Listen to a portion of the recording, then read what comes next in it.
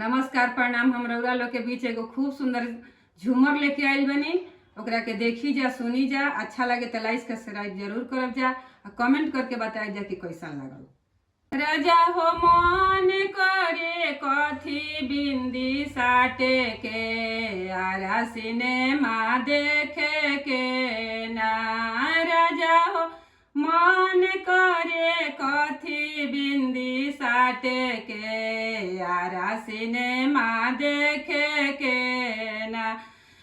राजा लैले बाजारे से कीन, सासू हाथ से लिहली छीन। राजा लैले बाजारे से कीन, सासू हाथ से लिहली छीन।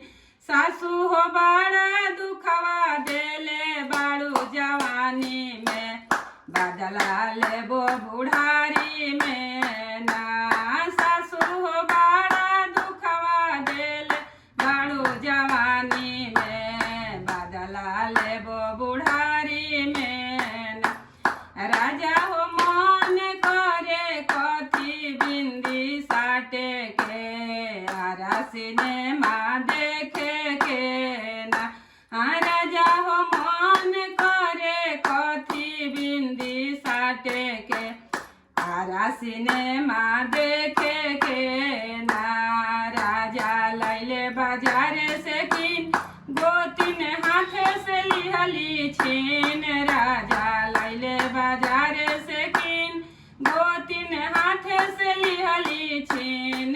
गोतिन हो बड़ा दुखवा देले बाड़ू जवानी में, बदला लेबो बुढ़ारी में ना। गोतिन बड़ा दुखवा देले बाड़ू जवानी में, बदला लेबो बुढ़ारी में ना। बदला लेबो बुढ़ारी में